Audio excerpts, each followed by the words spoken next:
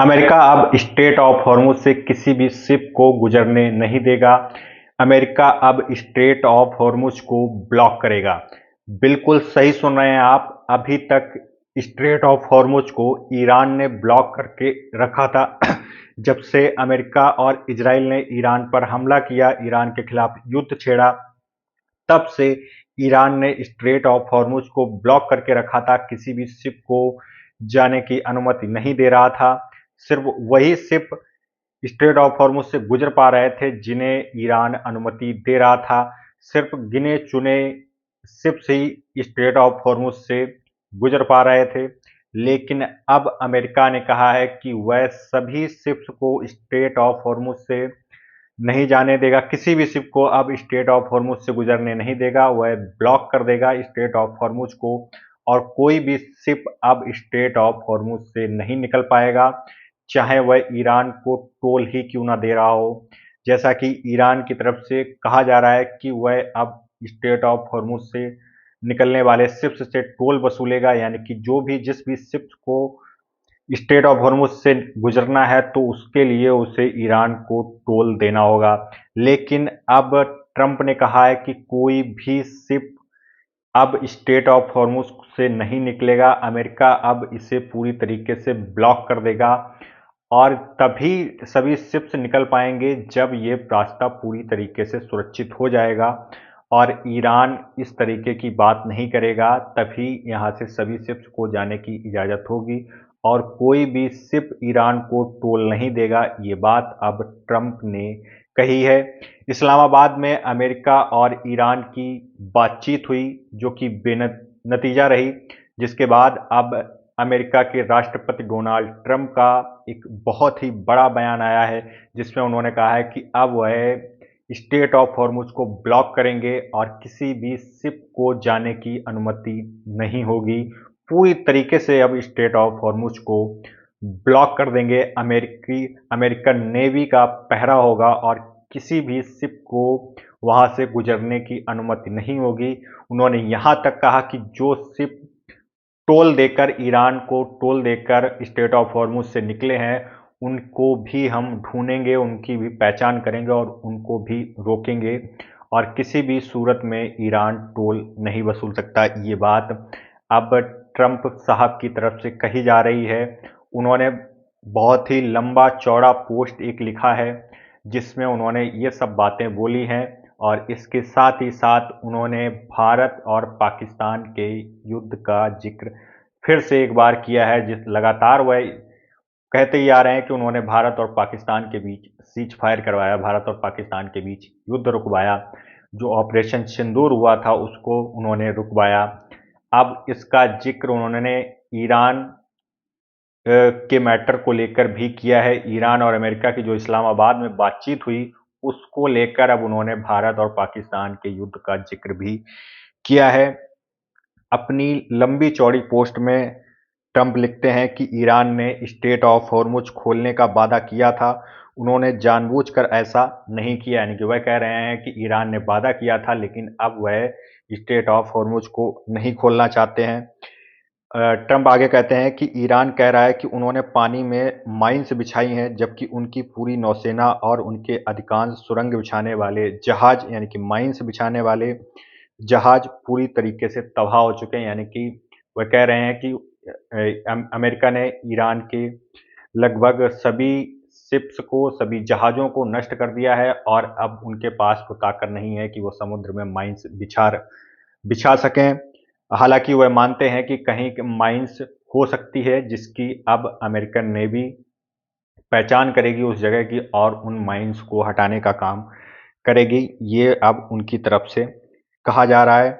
आगे वह पाकिस्तान के प्रधानमंत्री शहबाज शरीफ और field marshal field marshal Asim Munir को भी धन्यवाद करते, उनकी सराहना करते हुए दिखाई दे रहे हैं, जिसमें वह कह रहे हैं कि आसिम मुनीर और शहबाज शरीफ एक असाधारण व्यक्ति हैं और भारत के साथ होने वाले एक महान भयानक युद्ध में 30 से 35 मिलियन लोगों की जान बचाने के लिए वे उनका धन्यवाद करते रहते हैं।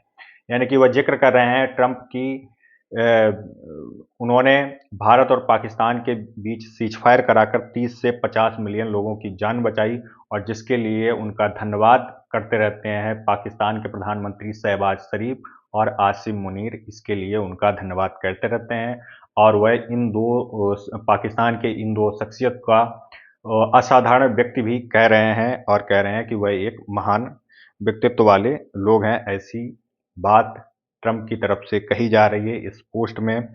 आगे वह कहते हैं कि ईरान अपनी परमाणु महत्वाकांक्षाओं को छोड़ने के लिए तैयार नहीं है। कई मायनों में जिन बिंदुओं पर सहमति बनी, यानी कि वह कह रहे हैं कि कुछ बिंदुओं पर तो सहमति बनी, लेकिन ईरान चाहता है कि उनके पास न्यूक्लियर वेपन हो। इसी के चलते बातचीत नहीं बन पाई। और आगे वह कहते हैं कि मैंने हमेशा कहा है कि शुरुआत से ही और कई साल पहले भी कि ईरान के पास कभी परमाणु हथियार नहीं हो सकता, ईरान के पास कभी परमाणु हथियार नहीं होगा।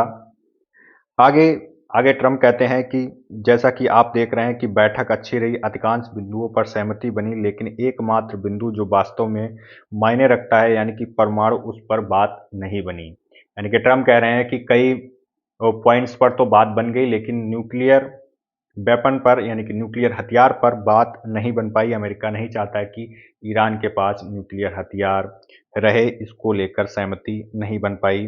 प्रभावी रूप से और तत्काल संयुक्त राज्य अमेरिका की नौसेना, जो दुनिया में सबसे बेहतरीन है, स्ट्रेट ऑफ हॉर्मुज में प्रवेश करने या वहां से बाहर निकलने की कोशिश करने वाले सभी जहाजों की नाकाबंदी की प्रक्रिया शुरू की जाएगी। यानी कि वह कह रहे हैं कि स्ट्रेट ऑफ हॉर्मुज को ब्लॉक किया जाएगा, और ये जो ब्लॉक करने की प्रक्रिया है ये जल्द ही शुरू कर दी जाएगी। कोई भी जहाज, कोई भी शिप अब जो है स्ट्रेट ऑफ हॉर्मुज से नहीं निकल सकता है।